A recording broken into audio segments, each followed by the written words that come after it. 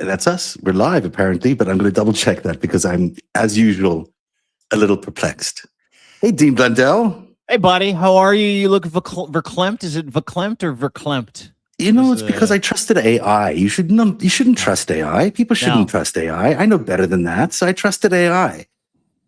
And it seems to be working okay right now. We're live. I can see across the networks.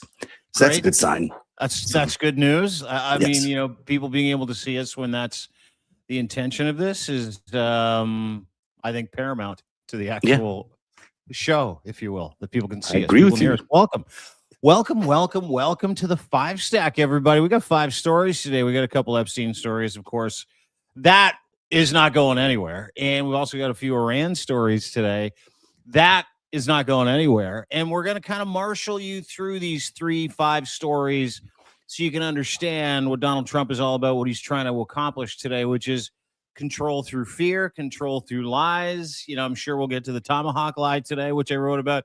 I'm sure we'll get to a whole bunch of stuff when it comes to testimony around Epstein. We got the Pam Bondi subpoena coming up. We're going to have a little laugh about her because she is losing her fucking mind right now. She's persona non grata, which you knew what happened when Donald Trump was like, ooh, I got to get rid of her now. She's lost her good. She can no longer be a beachhead for me in my lies. So now he's up against it. So really excited to be here today, buddy. Really excited to see you today. I'm excited to see you. Well, there's so much to start with. And as you pointed out, there's that incredible comment outside the White House where the president denies knowing about the destruction of a girls' school in Iran being America's responsibility. We're going to get to that story. But just breaking news in this last half hour, and I'm just going to do my best to give you these clips as they come in here. We had Jeffrey Epstein's personal accountant, Richard Kahn, sitting for a closed-door deposition today before the House Oversight Committee. And it's quite amazing what came out of this room. Now, they don't have the full transcript out, but what we do know is that Kahn confirmed the names of the 5 clients who paid money directly to Jeffrey Epstein. Some of these we knew. In fact, most of them we knew. But these are the main 5 clients. Les Wexner, Glenn Dubin, Stephen Sinofsky, the Rothschilds, and Leon Black. That's the first time we've had 5 names on the record from someone inside the very world of Jeffrey Epstein, the accountant. He would know those 5 names. Those are big names. Les Wexner, of course, L Brands, Victoria's Secret, Abercrombie and Fitch, Glenn Dubin, famous for his whatever you call it, fund, one of those funds that predicts the future, hedge funds. I don't know much about Stephen Sinofsky. Do you know much about Stephen Sinofsky? I don't know anything about Stephen Sinofsky. I know a lot about the Rothschilds and a ton about Leon Black. And I know that each one of these co-conspirators or people that paid Jeffrey Epstein directly for his services is wrapped up in the business of Jeffrey Epstein across the board, whether it be money laundering, whether it be arms races, whether it be supporting alt-right governments, hard-right governments, regime changes, weapons exchanges, et cetera, crypto, real big deal in crypto. And I want everybody to keep in mind that Mr. Kahn today, when he was providing testimony, and we're getting drips and drabs right now, he was fairly forthright. Kind of had to be, right? He's sort of in a unique position, being the executor of Epstein's estate will, being one of his lawyers, a guy who was charged with taking care of this stuff.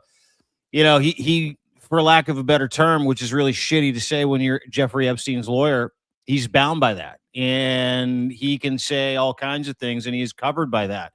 Now, court of public opinion being he's different, the accountant, and I believe that he, as the accountant involved in the transnational criminal enterprise that was trafficking girls and other things across borders, he's in a hot position there. I would think he knows things that other people. Corner. He's playing. Yeah, I mean, it's not something you'd want to be. It's not like you choose to be the accountant of the biggest, well-known criminal in the world right now. You'd probably choose to avoid that because there's people are going to say, "Did you know?" And he of course he's saying he didn't know a thing, which they're all saying. Let me just add that in. I got to tell you guys, I had no idea. Keep in mind, Richard Kahn was involved with Jeffrey Epstein for 22 years. Is that what I'm to understand? Yeah, that's right. Yeah, 22 years. There is no one closer to Jeffrey Epstein's money, his operation, than Richard Kahn. So he knows. Now, here's where it gets interesting, where the spider web starts to kind of go out from these 5 people. These 5 people also had their own networks of degenerates, losers, regime changers, world leaders, elites, people that like to fuck up different countries just for fun, people who like to rape children and traffic women just for fun, and different governments and different intelligence organizations around the world. So it is not just Jeffrey Epstein, as Richard Kahn has just pointed out. It's the extended network involved in all of those extended networks that attach to every five people, all five people that were talked about today in the deposition, which is Leon Black, which is this Steven Stemopoulos guy, Sinofsky. And then you've got the Rothschilds, which, you know, that's in your wheelhouse. You know a lot about these guys. It's funny how their name popped up yet again.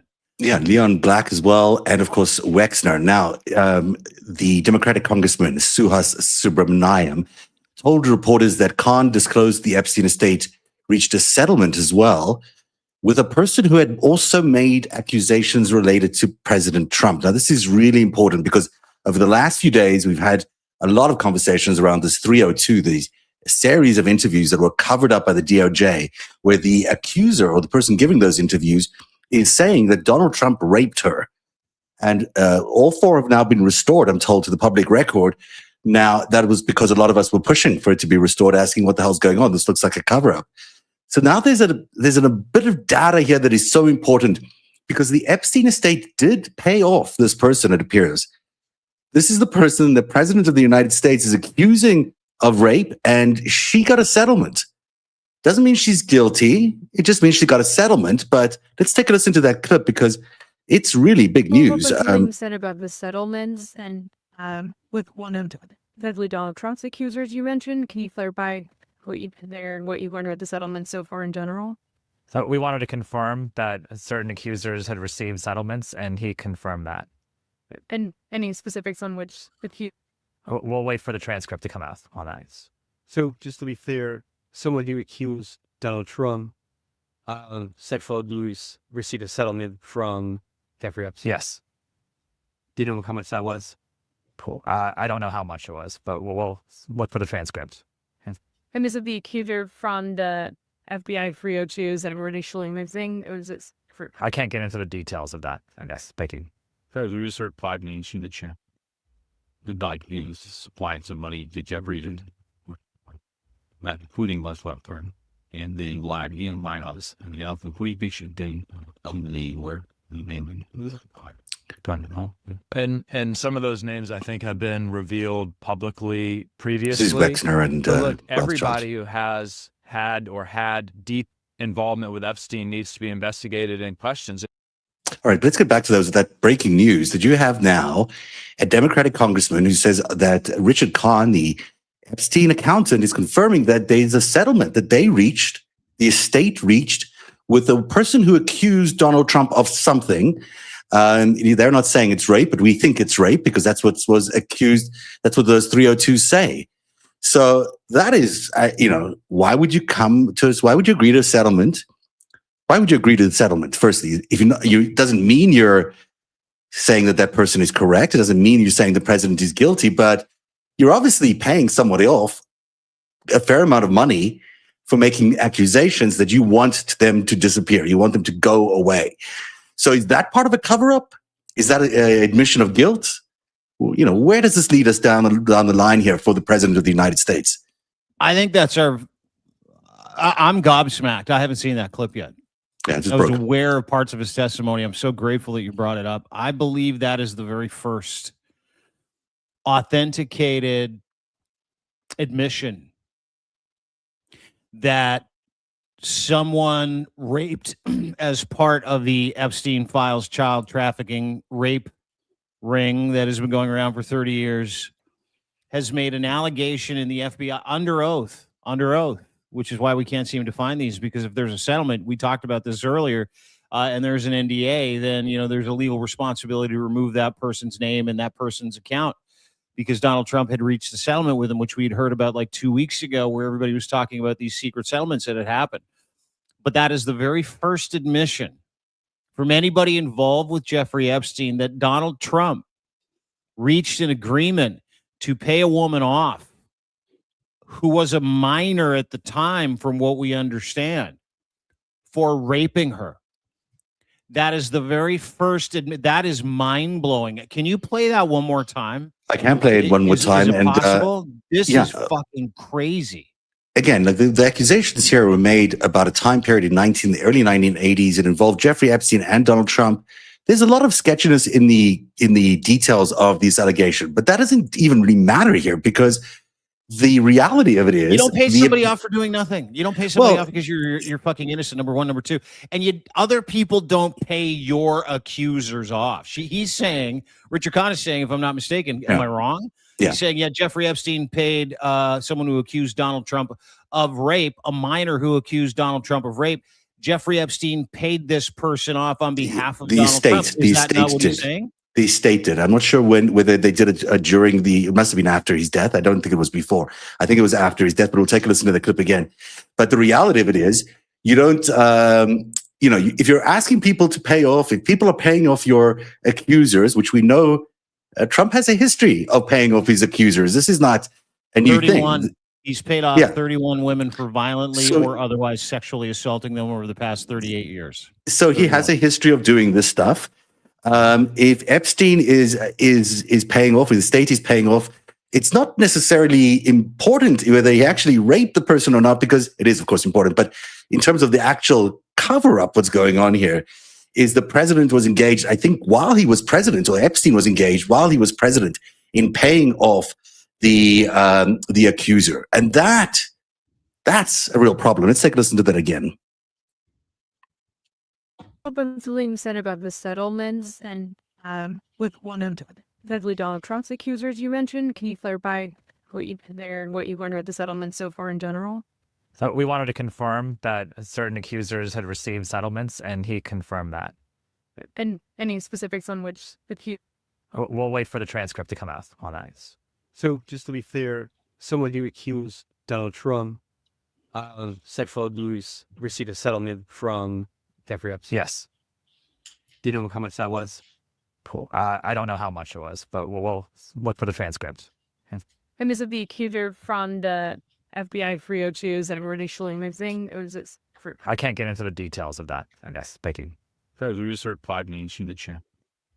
The guy is supplying some money to Jeffrey and Putin less left turn. And then let's stop it there because then he starts talking about the Les Wexner part. Did he say accusers or did he say accusers? Someone in the chat is saying that there were accusers that he mentioned there. I'll check the transcript again. But that is, that's a big deal, right? I mean, Dean, we've got now the president in, and this would have been it's everything, Zev. It's funny because we've got our heads in this stuff 24/7. You have your heads in this stuff 24/7. Allie, the Wolfpack. Everybody that's done just this incredible work trying to piece together, was Donald Trump involved with, it's not just Donald Trump. Obviously, there's hundreds of others, and there are thousands, maybe millions of crimes. There are tens of millions of pages of FBI documents, investigative documents, CIA documents, DNI documents, witness accounts under oath that said Donald Trump raped them. This is the very first time, dude. This is the very and we got these 53 missing pages, which now amount to about 26, 27 missing pages that literally direct this conversation. And now we have Richard Kahn, who is Epstein's lawyer, who's in deep shit himself, trying to dig his way out of it to salvage his career, to say, hey, I got to tell you something. But he's on oath. He's got to tell people. I mean, and this is part clear on the record. There's a settlement. Yeah, he will have to say it. And I want to know what the details are. Everybody wants to know what the details are. But to my point earlier, Zev, this is the very first time we've got someone from Epstein's community going, yep, we paid off an accuser, someone who accused Donald Trump of raping her as a minor. You don't do that if you didn't rape someone as a minor. You don't do that if you're just like, because even if it's the estate after Jeffrey Epstein died that paid this accuser off, that's a fucking admission of guilt. You don't give to someone money if you didn't do anything wrong.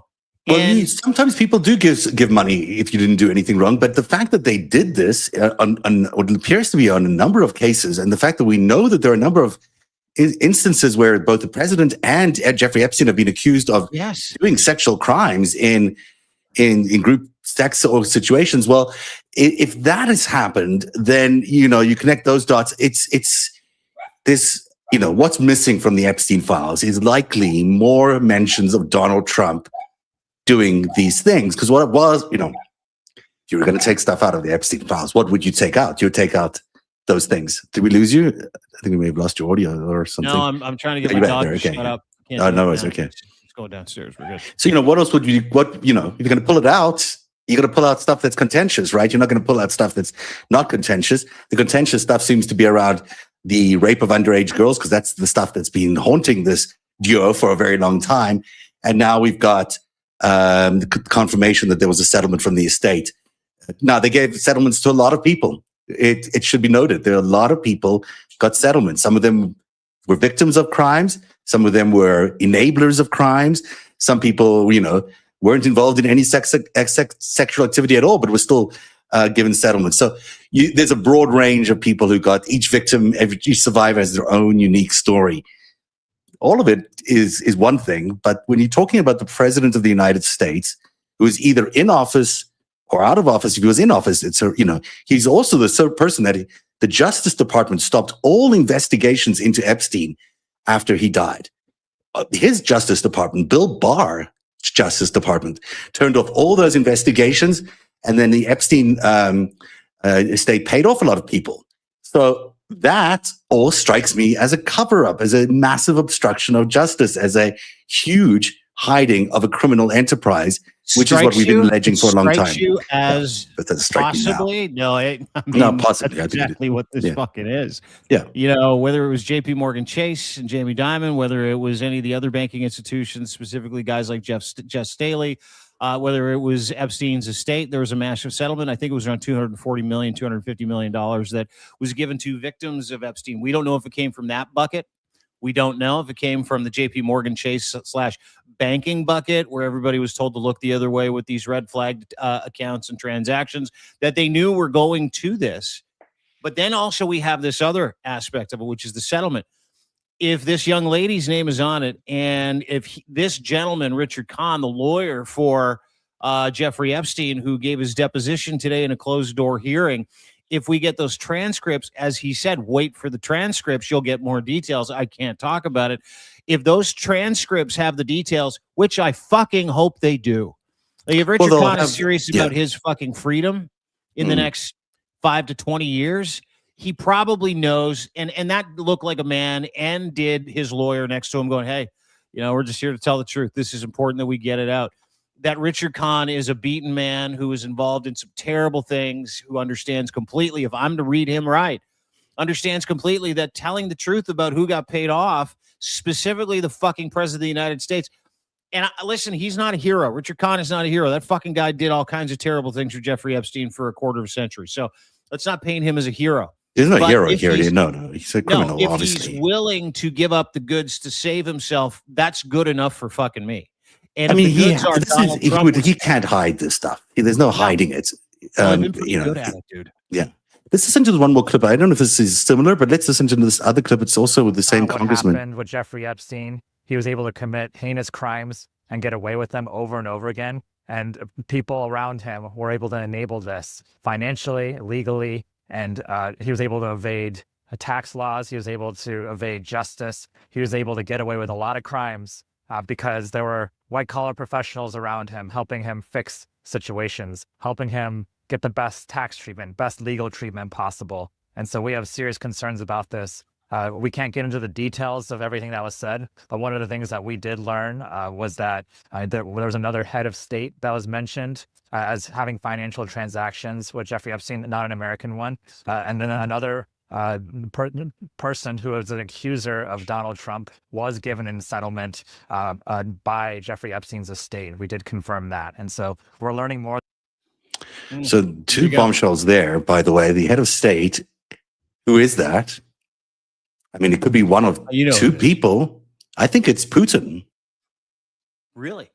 I think it's Putin. I think that's who we know was a client, or, Jeffrey Epstein went around a lot saying, hey, it was, Putin's my client, whether he believed him or not is a question. Ehud Barak was there, but that's not new. Bibi Netanyahu is also a friend of that group, but I don't know if they're on the. I don't know if he was a client per se. But if you're looking at heads of state that had connections to Jeffrey Epstein, there aren't actually that many. And you've got Bill Clinton, you've got Donald Trump, you've got Putin, but he said not American, so you've got Putin, Ehud Barak, maybe Tony Blair was one of those. But beyond that, there's not a lot of people who are heads of state connected to him. So if it is Putin, I mean, I don't know. That is gobsmacking. If that's the case, you've got a sex settlement for a rape of an underage girl involving Donald Trump, and then you've also got Putin being involved in this whole network, and Russia. It seems an awful lot like there's a Russian criminal syndicate happening here, with all sorts of tentacles going all the way to the Kremlin. Just for a second, for the sake of the conversation, can you imagine if it is?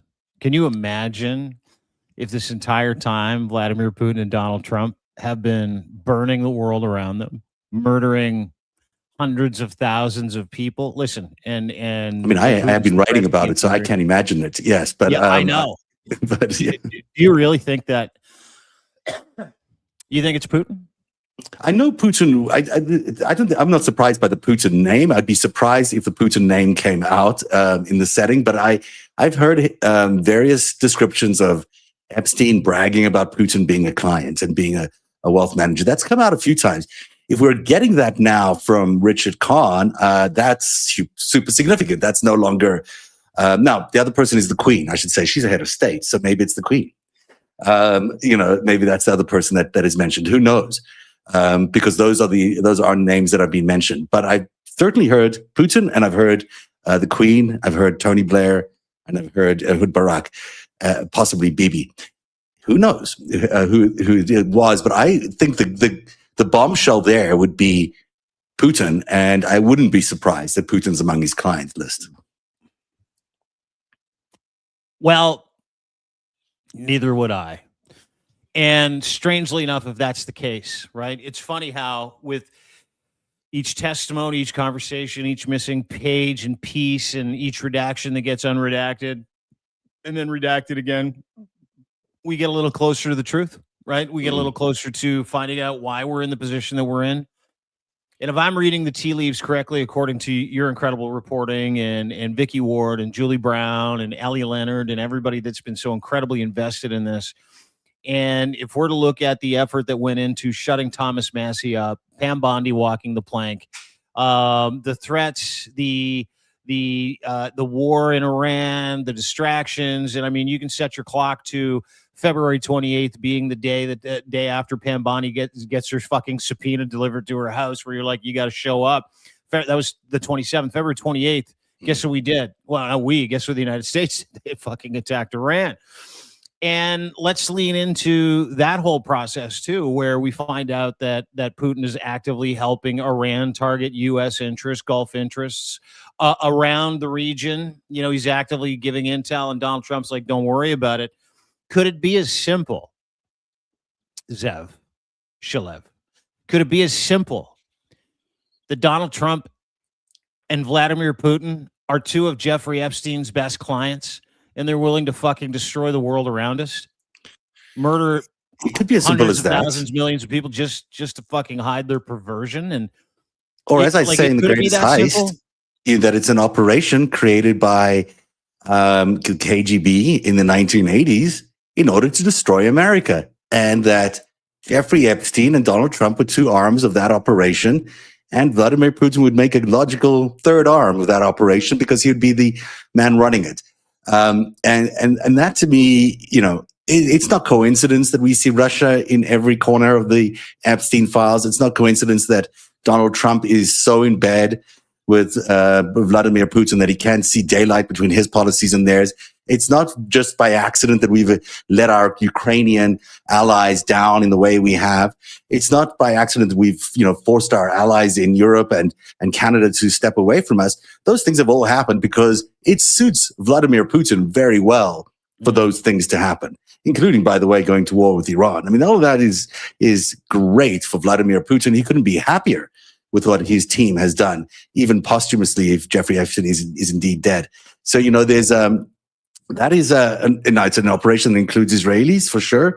It involves oligarchs that span both Israel and Russia. And yet, who is it that's striking Iran today? It's Iran, it's Israel and the United States. I mean, it's like, it's not South Africa. It's not, some other country. It's the same group of countries, the same group of intelligence operatives operating in the same way.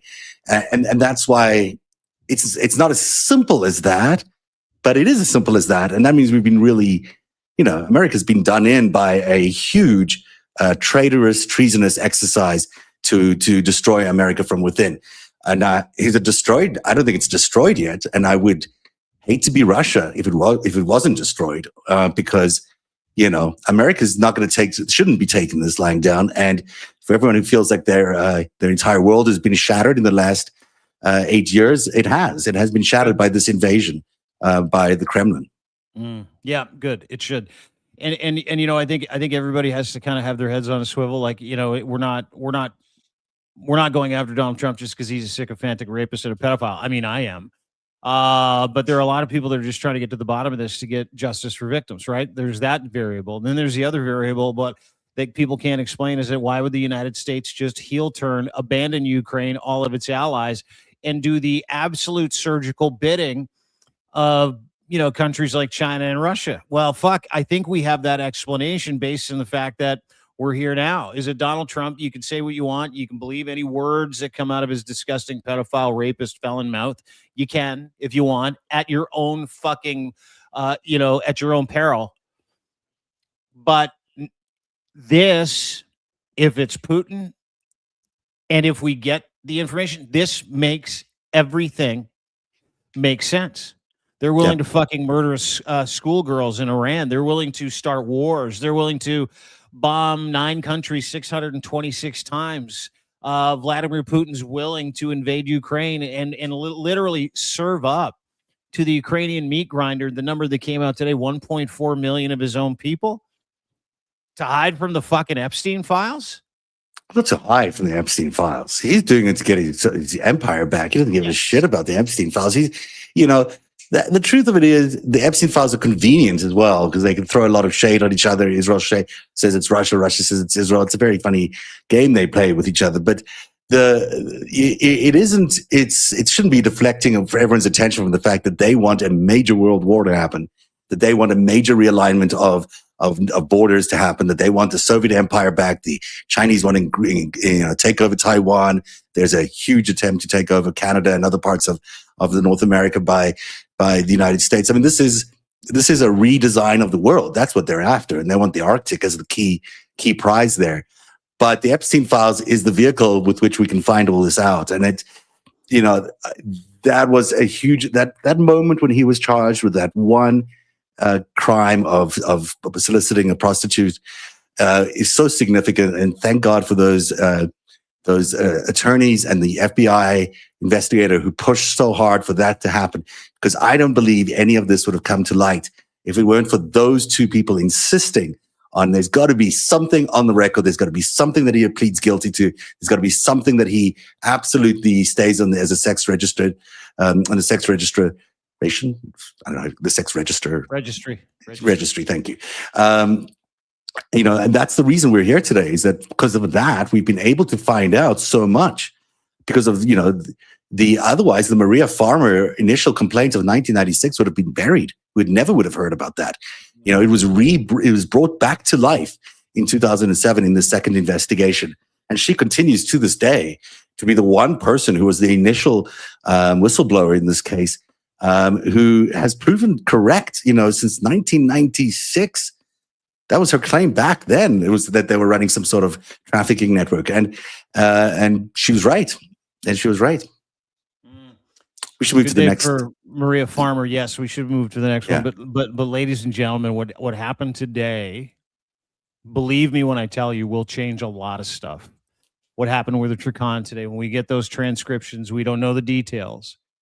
This is increasingly more difficult for Donald Trump to run away from, which is fucking great news. Great news for victims, great news for the American people, and great news for everybody that's tried to follow up on behalf of the victims, and for the American people who have been defrauded and not just defrauded in the court of public opinion with information that's been hidden from them, not just lied to, defrauded to the tune of trillions of dollars over the past 40 years by the very people we're talking about in this very industry that just got laid out yet again. This sex trafficking industry, this cabal of fucking, global assholes and elites. Like, I mean, it's coming. And that's good news, despite how fucking egregiously sick this stuff still is. Yes. Sorry, time for the next story. No, you're absolutely right. Actually, the number 4 story is still on Epstein, because Richard Kahn is testifying today in Washington. 1,000 miles away in the New Mexico desert, state investigators are storming Jeffrey Epstein's former Zorro ranch, searching for buried bodies.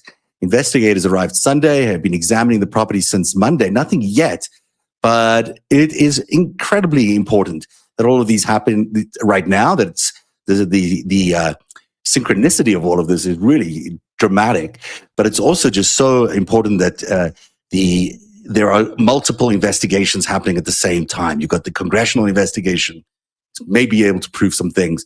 You've got the New Mexico state investigation, which may be able to prove some things. We don't know. And there should be other investigations launched within state departments, local police departments, wherever possible.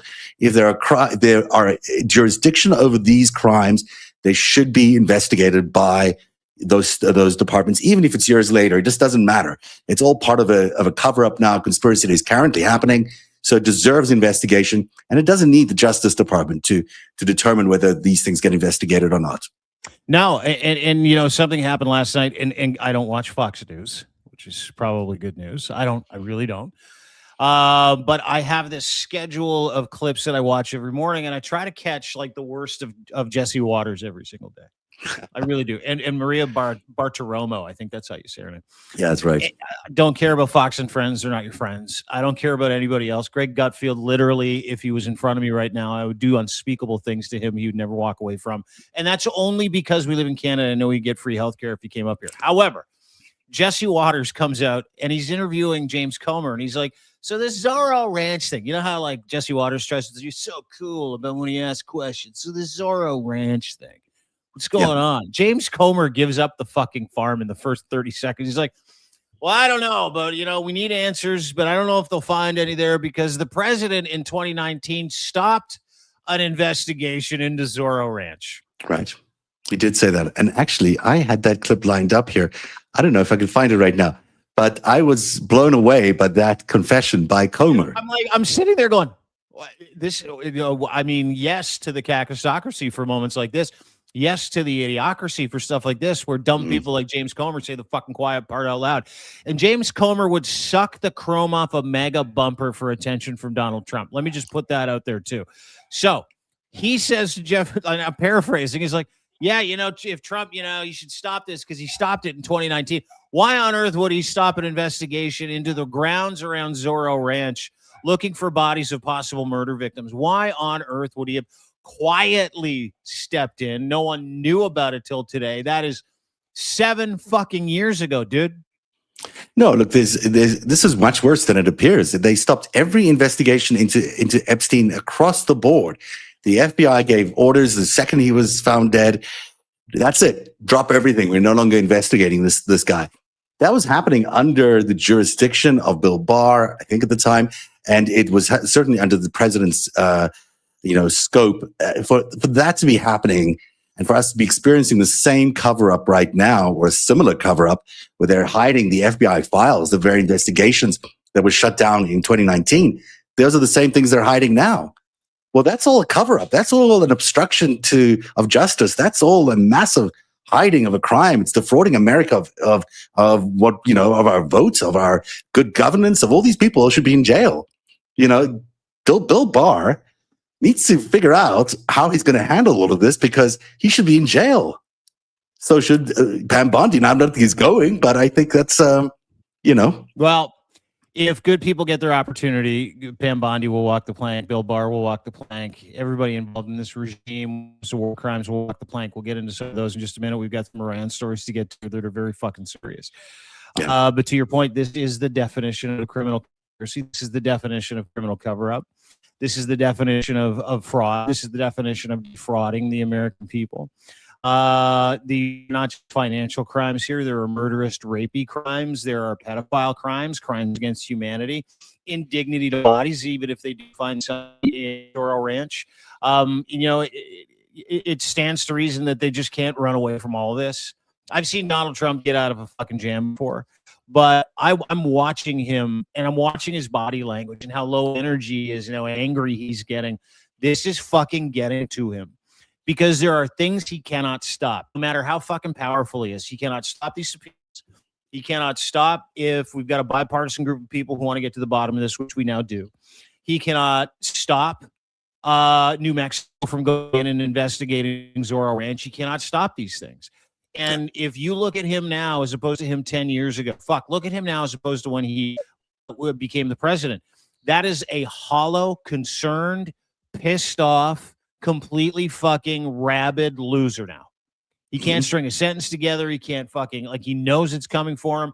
It's everything he can do not to talk about it. And so what he's doing is he's filling up the air right now with a war in Iran. He's filling up the air right now with calling Governor Mark Carney, the governor of Canada, his governor of Canada. He's filling up the air now with rhetoric and election reform, trying to steal the election, the SAVE Act. He is doing everything he can to prevent you from having this conversation with us, you from listening to us, and us from having this conversation with you, and any kind of legal accountability whatsoever that he cannot stop. And to your point, this was his reaction today. This is story number 3 on the countdown today. This was his reaction to the news that it was his forces that took out the school with 175 children in Iran.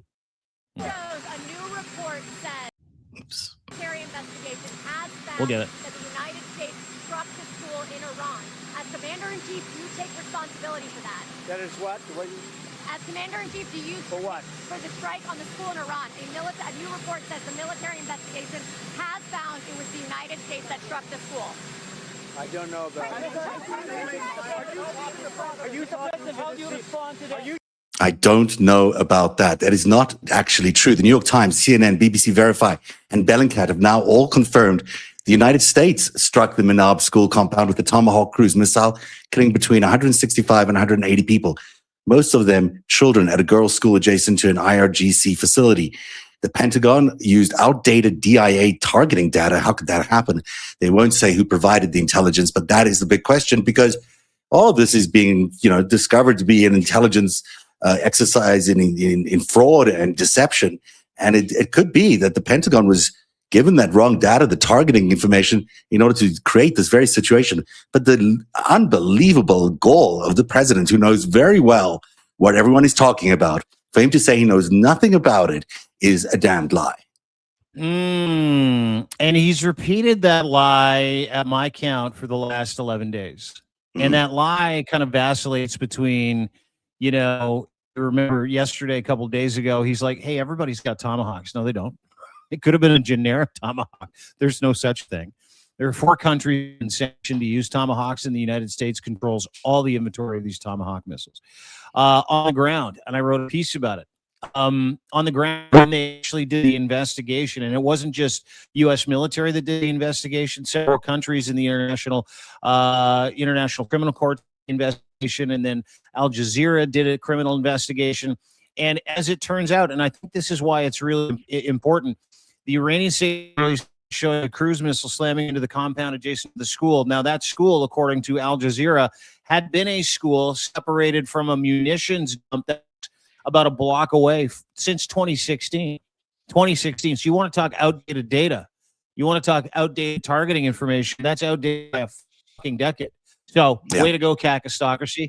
Way to gut the United States military of anybody that had any ability to be able to foresee this being a problem. Now, munitions experts analyzed it, identified it as a U.S. Tomahawk land attack missile. The weapon, and this is true, only the U.S. Navy operates using that weapon. It was launched from a surface-to-air ship in a submarine. Bellingcat, BBC, New York Times, CNN, NPR, and the Washington Post all came to the same conclusion. Donald Trump's military massacred 175 children. 95 more are either maimed or in serious condition, and another 15 to 20. They took that and another 15 to 20 are out. And today's lie was even more ambiguous than the other lies. Like, if you remember last week, he's like, I heard it was Iran. Iran has generic tomahawks. I'm like, oh, fuck. Iran has off-brand tomahawks. And that was immediately by a guy named Jeffrey Lewis. He's a distinguished scholar at the Global School of Middlebury College.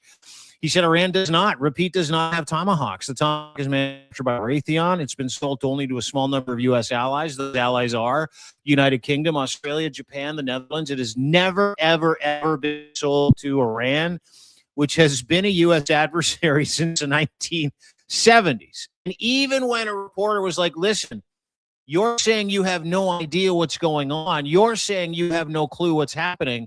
Everybody else says it's you. He's like, well, I don't know anything about that. Yeah, that was such a profound moment. And I wish I had that clip too, because I isolated, but it's a really good one with that one young reporter. I don't even know who it was. He said, how come you're the only one? You're the only person, not even the Pentagon. Nobody's saying the shit you're saying. You're just lying at us. Why come you're the only one that is making up these claims that you don't know anything about it? But what it gives us insight. And his response is the same there. It's like, because I don't know enough. That's what he said. I don't know enough. But it gives you insight into this guy. Aren't you fucking president of the United States? Did you take out 175 girls or not? Your job to know that kind of fucking stuff. And when you commit genocide at a school in Iran, you fucking massacre 200 children between the ages of 7 to 12 because you're either incompetent or you don't give a fuck about human life. And keep in mind, several months ago, they prepared for this and they removed the United States of America from the International Criminal Court membership team. They prepared for this. They knew that, and Hegseth, 2 days after this happened, he's like, listen, we're not your dad's woke military. We're not your politically correct military.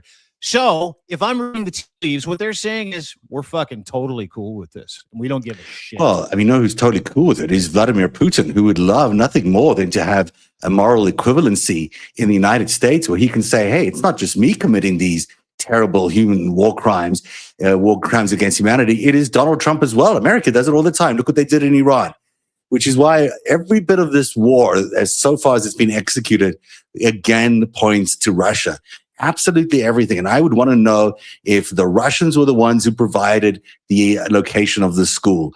And if not them, was it the Israelis who laundered Russian information to get it to them, or was it the Israelis themselves? But the fact that they hit a school on day one, not a coincidence. That feels to me like it was a setup. It was a trap, just like this entire war is a trap. And we'll get to that in a second with Witkoff and Kushner. Dude, those are the only two solutions here. Is that he was given some shitty intelligence, signals intelligence. His entire military apparatus is now stuffed with decision makers that are loyal to him and Jesus Christ, who think this is a fucking holy war. And the more Muslims, no matter how old you kill, the better off the rest of the world is going to be. So I need everybody to keep that in mind, because Christian Pete Hegseth, the guy that wrote about the American Crusades, the guy that said, we're not woke and Muslims are a danger and they're a dangerous religious military, has Deuce Volt put here. He believes that he's on a fucking crusade for Jesus Christ. And listen, the Christian nationalist movement, the violent Christian national movement, they've got no problem with this. They've got no problem. Like if you asked a Christian nationalist who Trump supports this war about those 175 dead school children, they'll tell you this, because I've seen this all around the ether of the internet over the past. Trump supporters are like, yeah, when you make an omelet, you got to break a few eggs. You know what I'm saying? It's no big deal but that's to not us. the case. You don't get to say that. You don't get to commit war crimes, especially if you're the United States. You don't get to commit war crimes, especially when you're going to, turn on an entire terrorist network that is coming at you with sleeper cells. I mean, that is, this. I've called this treason. It is without a doubt a treasonous war. Everything about this war is treasonous. And they kept saying to us, we couldn't say what he did in 2016 was treason because there wasn't a war. They said you can only use that term when there's a war. Well, there's a war now, and this is treasonous. the fact that we're executing this war in the way we are, the fact that the president is covering up for all these things, the fact that the president is committing war crimes, the fact that he's ordering our troops to be doing illegal attacks by taking out sovereign leaders of countries. I mean, this is not how things work in the world. And the president of the United States is setting America to be the fall guy for all his disastrous decisions, which he's doing on behalf of our biggest adversary. And that is where the treason part comes in. He's doing this for Russia. He's doing it for Russia and China. That is, at the end of the day, the reason why he's making all these awful decisions. And by the way, this is story number 2. It's day 12 of the war. The president's inner circle started on Russian intelligence. We'll get to that in a second. But right now, we have 3 merchant ships that were attacked in the Gulf today, unknown projectiles. They're on fire. There's a total of 14 vessels have now been hit since the war began. We have there were flying Thai, Japanese. In Oman. Yeah. That's incredible. The Thai cargo ship was struck in the Strait of the coast of Oman, exactly as you point out.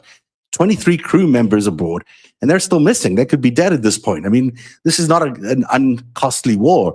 Iran's Revolutionary Guard Corps said today it will not allow a single liter of oil through the Straits of Hormuz. 1/5 of the world's seaborne oil passes through the waterway. The U.S. military says it destroyed 16 mine-laying vessels yesterday.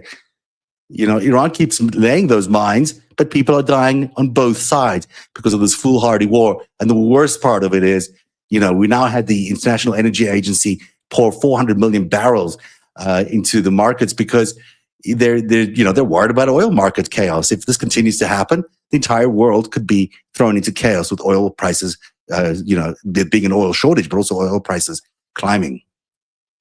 And you know what that means to Vladimir Putin? He just won the oil lottery. Do you know how much money he's making right now at $120 odd dollars a barrel? He gets to 130. That guy can restart his military. He can do whatever he wants. And when we talk about what's happening in the Strait of Hormuz, something else happened today. Actually, it was 2 days ago, where someone involved with the Trump regime was like, "Hey, we just a U.S. carrier destroyer ferried a whole bunch of oil through the Straits of Hormuz." That was later found to be a lie. As a matter of fact, completely to the opposite. U.S. military and U.S. assets in the area are flatly refusing. As a matter of fact, the USS Gerald Ford is no longer in the Mediterranean. Okay. They are flatly refusing. Yeah, flatly refusing to do anything for anybody in the Strait of Hormuz. They're flatly refusing to ferry any merchant ships through the Strait of Hormuz. And Iran owns everything in that region now. They own it. Yeah. They are just bombing fucking people and speedboats. Like they're driving fucking speed loads with massive explosions into the side of boats. They're launching missiles at boats. They're taking oil refineries in Oman. They're hitting oil refineries in Riyadh. They're hitting oil refineries in Kuwait. They are not allowing anybody to get through. Fucking mean it, to the point where the guy who was the second in command for the IGRC the other day goes, "Get ready for $200 a barrel, $200 barrels of oil, because we're not letting fucking shit through other than our shit." So, like, and they're doing it. They mean it. They mean it. Yeah, everything that's going on in that region is to Iran's advantage. Now, here's the catch. Today, it's actually kind of an interesting story. Today, Canada inked in an LNG and oil deal with India. So if you go through the Strait of Hormuz, you can get all the way down there. Iran sells a lot of oil to India. You can actually make your way through the sea. You can port. That's why this is so inconvenient for states like India. Now, that deal with India is to replace what they're not going to be getting through the Straits of Hormuz. So how important now has Canada become? The butterfly effect of Donald Trump's indiscriminate decision-making to start a war against Iran is continuing to elevate countries and destroy countries. Now, let's add another factor into that. Today, the UAE, Kuwait, Saudi Arabia all announced deals, grateful deals, with the Ukraine government to start pouring interceptor drones and drone technology and arms from Ukraine into that region. And they are now steadfast announcing these long-term military partnerships with UAE Gulf countries, saying that we stand with Ukraine. So this has completely changed the mathematical equation for Ukraine and completely put Donald Trump on his back heels. And to your point, this is exactly what Vladimir Putin wanted. Exactly. It is. And, that also ties into the number one story. I just want to touch on what you just spoke about. What Canada is doing around the world is basically, and it's not basically, they're doing this.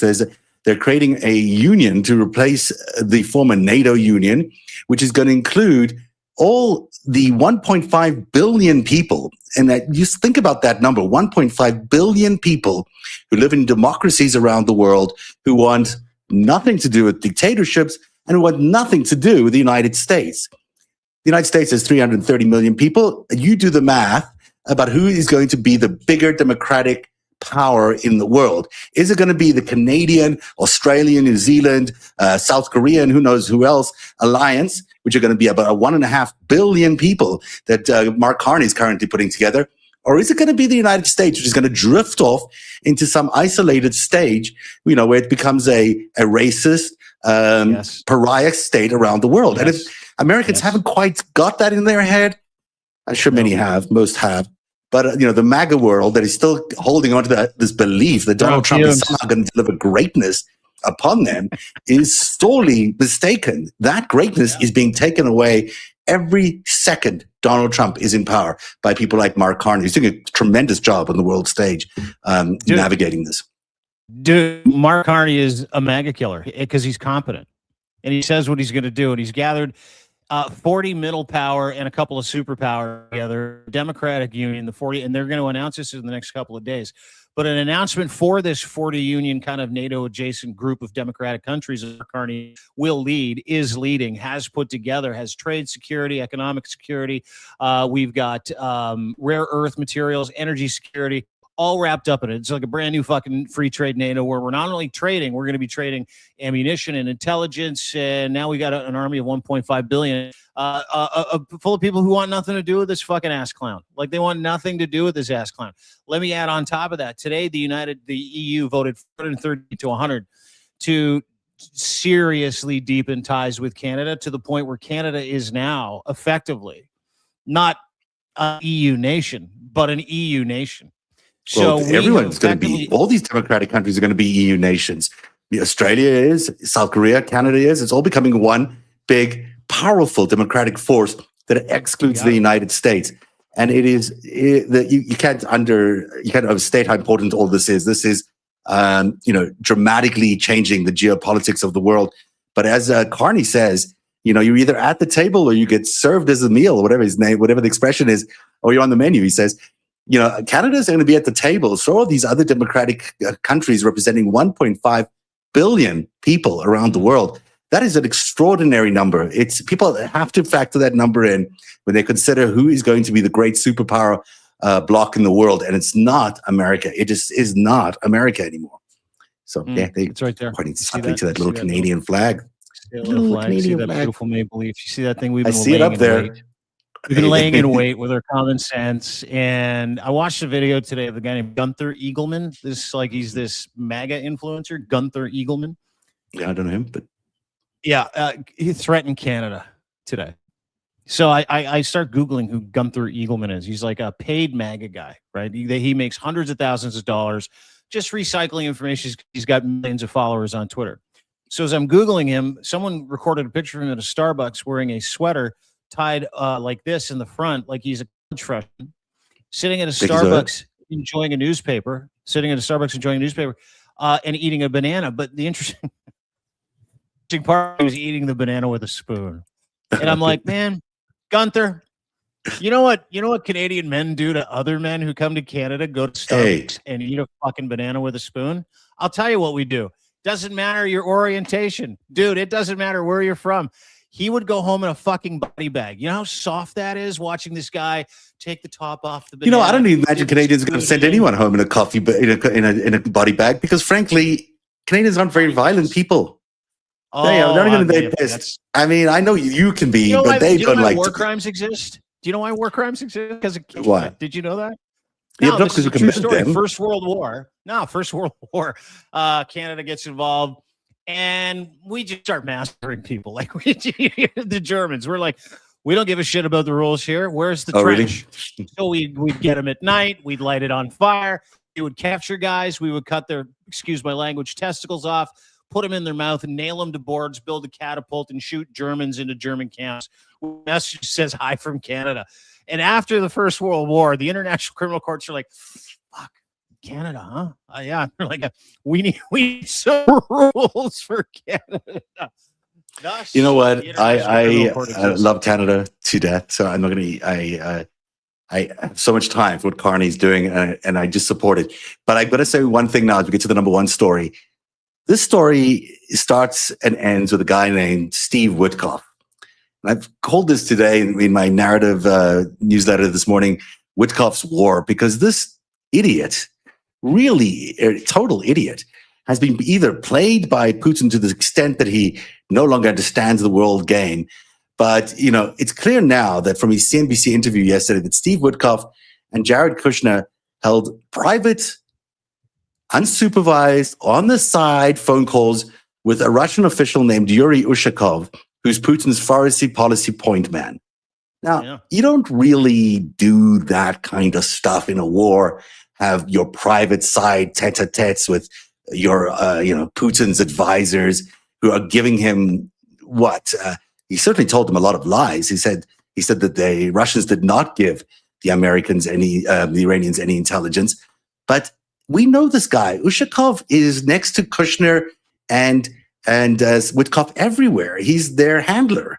There is no other term you could use. He's the guy that handles these two Russian assets for Vladimir Putin. These two Russian assets that are in the White House that are operating on behalf of Vladimir Putin, who directed the president to start this war. I mean, that basically is what the president said himself the other day, as you carried on deanblundell.substack.com. The president admits that he did this because it was the instructions or the direction he was getting from Jared Kushner and Witkoff. Yeah. That's the beginning of the end for this war. Steve Witkoff and Jared Kushner and Pete Hegseth, Marco Rubio. That is the beginning of the end. Yeah. And it's also the beginning of the end for Donald Trump. If I know one thing about Donald Trump, when he's caught, and he loves himself plausible deniability, everything's at arm's length. When you hear him say, I don't know, you'll have to ask Pete. I don't know, you'll have to ask Marco. I can guarantee you one thing, it all fucking came from him. And he will tell them, here's what you do. And after you do it, he'll be like, I don't know what you're talking about. So Donald Trump wanted to invade Iran. Donald Trump wanted to be BMOC. Donald Trump thought he was a strong man. Donald Trump listened to the wrong people. Jared Kushner, Steve Witkoff, they held fucking private meetings with everybody. And the only goal of these private meetings was shadow diplomacy. It was what kind of financial arrangement can we weasel out for people on the inside of the Trump regime? What kind of fucking real estate deals, rare earth deals, energy deals can we do? And how can we leverage our strength and our help and who we are in the American brand to get that? We don't give a fuck about peace in the Middle East.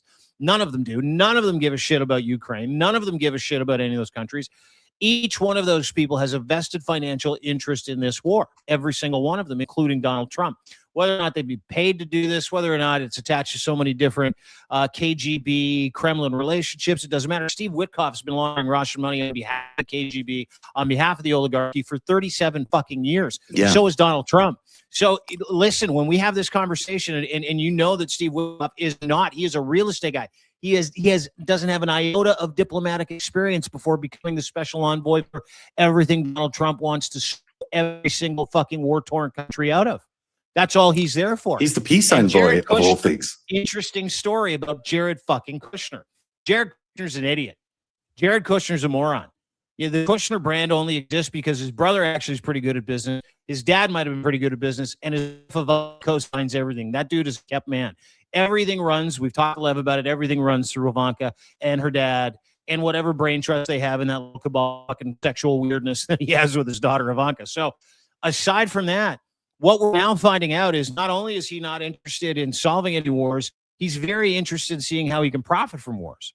And he's very interested in seeing how everybody around him that supports him can profit from wars. And that's why he's here. That's why Witkoff exists. Witkoff is a stunned fucking traitor to the United States of America and has been better part of a fucking half century. I've not gone into my Kushner files for a while now, but I can tell you for sure that inside those files, I can draw you a diagram showing exactly how Kushner is connected to Russian money, vastly through his tech empire, which has been proven to be funded by one of Putin's oligarchs. He's also the guy who got a lot of funding from Leon Black while he was in the White House, or the Apollo Group while he was in the White House. There's a lot of connections. And of course, before the elections, the first time round, he was on the phone to the Russian ambassador asking for a secure back channel with the Russians because he thought that was a good idea for the incoming son-in-law of the president of the United States to ask for that. And then there's this comment from the president yesterday. We saw this yesterday on your site, but it's just worth remembering. No return, and the United States found it intolerable, in my opinion, based on what Steve and Jared and Pete and others were telling me, Marco, so involved, that I thought that they were going to attack us. I thought they would, if we didn't do this at the time we did it, I think they had in mind to attack us. And I think they had in mind to attack us. That isn't true. It's just not true. And much like his own military said, it was our Tomahawk that hit his school, his own military, like immediately after they leveled that as an excuse for starting a war with Iran, attacking Iran, that people, including school children. His own military there was no imminent threat from Iran whatsoever.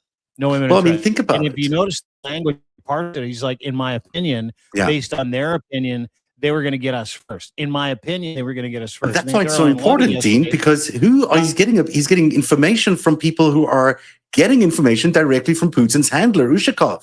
So you got Jared giving him the opinion, hey, you should strike them because they might strike you first. But Jared is getting information from Putin's dude. Witkoff is Putin's dude as well. He's also getting information, he confirmed on CNBC yesterday, in private conversations from Putin's dude. So all this stuff that's getting to Don, and I'm sure Hexeth does, and I'm sure Marco does, all this information which gave Donald Trump permission to come up with the idea or the opinion that Iran might attack him first, well, it's being fed to him by Russian spies. And that's the problem with the treason we're having right now. That's the problem with the Republican Party playing footsie with the Russians, with the Republican Party allowing the Russian regime and the Israelis and whoever else you want to throw in there, this transnational criminal enterprise, from taking over the American executive branch. This is what you get, guys. You get a fake war that it puts the entire world at peril and the American people at peril. And it's something they're all going to have to answer for and pay for, hopefully, this November elections. Well said. Well said. And with that, brings us to the end of the 5-stack. We got through all 5 stories in almost an hour. Actually, it was an hour and 2 minutes. It's a good show. Really interesting. You really brought the heat today, dude. Well, these are like, there's a Venn diagram, Putin and Epstein, those two things I can talk about. Those two things I can talk about, for sure. But it all matters. It all matters, right? And folks, this is the kind of stuff that you're not going to get on Fox and Friends. This is the kind of stuff that you're not going to get on CNBC. You're not going to get this on MS Now. You're not going to get, definitely not going to get this on Barry Weiss's CBS. They're going to treat all of this like it's a legitimate opportunity to stand up for America's interests. It ain't. Y'all are fucked over. You got played by Russia. You got played by China. You're getting played right now. You're getting, and by the way, you want to talk unsafe. We're now up to 16 different U.S. consulates that have been attacked, shot, or bombed on 5 different continents, including here in Canada. And you remember the other day I was talking about false flags? Now, apparently, Toronto police are investigating as to whether or not this had anything to do with anybody who didn't like the U.S. consulate, or if it might have been somebody involved at the U.S. consulate going, shoot it up, doggy. Let's get it. Because they can't see. Yeah. So, I mean, all of this matters. And it all matters because we spend a lot of time reading between the lines and we don't watch mainstream media. Like, I really fucking don't. I've got some sources. Good news, by the way. If you go to, Ground News. If you go to groundnews.com/5stack, that's where I get my information. I lean on Axios, lean on Reuters, lean on a couple of different outlets. But, dude, I never watch anybody present the news to me anymore. Never. Because there's a revolution going on. And if you're also part of this resistance, part of what we do here, you're getting the fact that we've distilled it for you. So the best thing you could do to make this thing go to share this content, share this podcast, share the 5 Stack, share the Substack Live. Please go and share the work of this man here on my left, maybe on your right, depending on where you're watching. Zev Shalev, narrative.org. One of the greatest investigative reporters. We're in his fucking wheelhouse, which is why this is so easy for him and why it's so fun for me is I get to do this with someone who's been at this for 10 years. He's right. He is deadly accurate. He is fact-based in a post-truth society. So go to narrative.org, subscribe, Kyra at the top. And if you think about it, I've got 50% off for the rest of the week as well. Give your subscription to Lev, but if you think about it, you got a couple bucks and you want to come over and join DeanBlundell.substack.com, 50% off for the remainder of the week. It's my 1-year anniversary of joining this beautiful resistance Congratulations. movement. Now, is it our 1-year anniversary too? It must be soon. Yeah, it is. Yeah, this is a year. I went and We looked. should have I a think we were birthday a year party and or like a week. something. I don't know. Shouldn't we? We I can. don't know. We should do can get together something. for coffee We'll or commemorate it cocktail. some way. And while you're doing all that great stuff by going to deanblundell.substack.com to subscribe to him for that 50% off deal, I highly recommend his work on everything, especially the work you've been doing on Canada, which is the reason why you have that giant maple leaf behind you, is because you have been one of the single voices that has been pointing out what Canada is doing around the world, the realignment of the balance of power in the world under Mark Carney. You've been ahead of the story by so long, and you continue to do that great work over there. Plus, you've got amazing stuff on the Iranian war that we've been showing you some of those clips today. And I'm quite sure when you get off this thing, you're going to be writing about Jeffrey Epstein and the new evidence that came out from today's deposition. You know what? That story just got me out of going to Pilates tonight, so that's great. Thank you. I Okay. appreciate Well, it. you know what? While you're out of Pilates, at 7 p.m., we're doing a Epstein Network special with Ellie and Kate and maybe Waj, maybe Lev. And you, if you want to join. Can I jump in? Yeah, absolutely. We're doing it at 7 o'clock. God. Everyone should join in. It's going to be a big conversation tonight. This was before the news came out of this deposition today. So you can imagine there'll be lots of opinions and thoughts coming out. And Ellie's been investigating this particular 302 very, very closely. So I'm interested to hear what Ellie Leonard has to say. We'll see you tonight at 7 p.m. Dean will be there as well. Have a great day, everybody. And thank you for watching The 5 Stack.